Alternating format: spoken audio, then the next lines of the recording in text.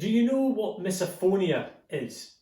It might sound like the word for the anxiety of when you can't find your phone, but it's actually a phenomenon in which particular sounds can prove unbearable. A bouncing basketball, for example, a clearing of the throat, perhaps.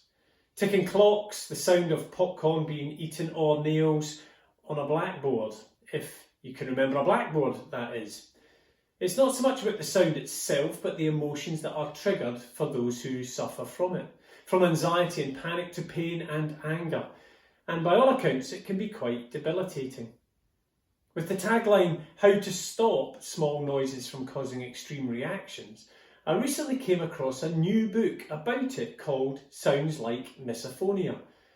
You might not have heard of the condition, but if sounds can send you spiralling, you may have experienced it without even knowing.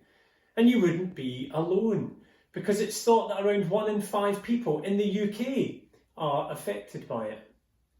According to the online blurb about the book, with humour and understanding, Sounds Like Misophonia offers practical ways to navigate this noisy world and live a fulfilling life instead of fighting against it. Which would be a pretty good description of the Bible, to be fair. With humour and understanding, the Bible offers practical ways to navigate this noisy world and live a fulfilling life. And from what I've read in the Bible, it strikes me that God sometimes struggles with misophonia. There are certain sounds that trigger the divine, that provoke a reaction.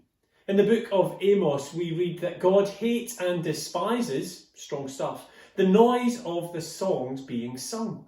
Not because God doesn't enjoy or appreciate singing, but because those who are singing have forgotten what is really important, what really matters: justice, righteousness and fairness.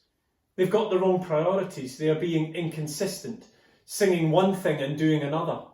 Worship without right living is something God finds unbearable. Hypocrisy and forgetting the poor always causes an extreme reaction. So if you or someone you know suffers from misophonia, you might want to check out the book. If you're wondering what matters to God, or if you're looking to get your priorities straight, you might want to check out the Bible. My hope is that whatever our priorities are, we live consistent with them. I also pray we know and remember what or who really counts. In case you're wondering, the fear of losing your mobile phone is called nomophobia. Now you know.